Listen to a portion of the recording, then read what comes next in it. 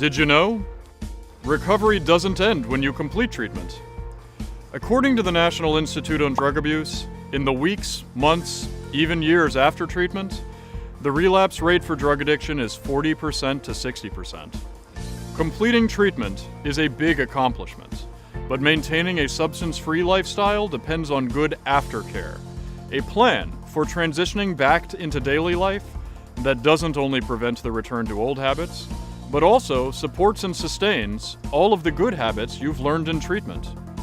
It's natural for a person who completed an addiction treatment program to feel that their problems are solved. We understand that creating a relapse prevention plan isn't preparing for failure, but rather building success. Everything you learn and every change you make is worth the effort to make those changes sustainable. Aftercare is a little like a roadmap. If you're traveling down an unfamiliar road without a map, you don't know where you're going, and you're less prepared for surprises along the way. By contrast, having your GPS handy lets you know where all of the turns and traffic accidents are along the way, and to prepare alternate routes.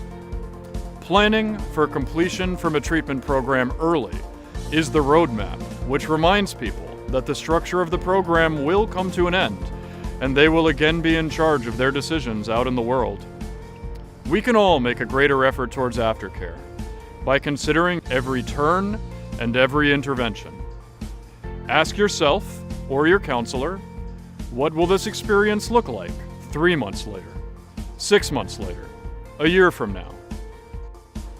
Who in my life would be a good partner to support me?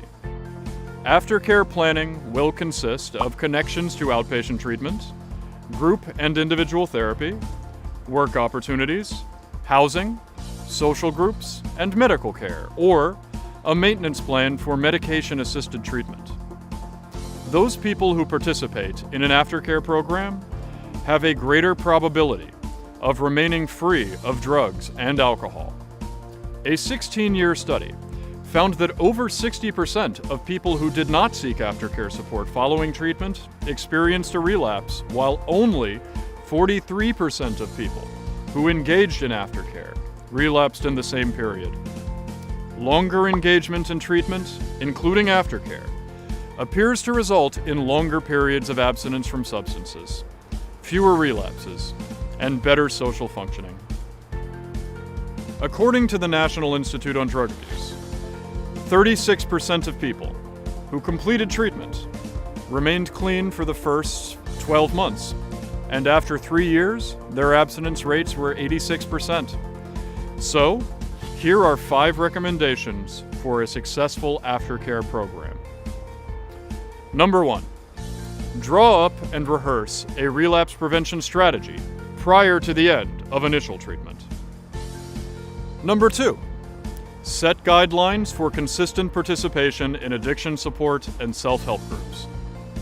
Number 3, schedule regular outpatient follow-up appointments with a clinician for continued therapy. Number 4, when needed, arrange for a controlled living environment post-treatment that includes sober living. Number 5, follow recommended or required drug testing for continued accountability and support.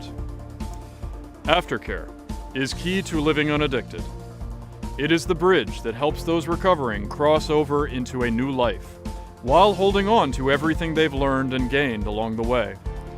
If you would like more information on today's video, feel free to connect with us by sending an email to learning@phoenixhouse.org.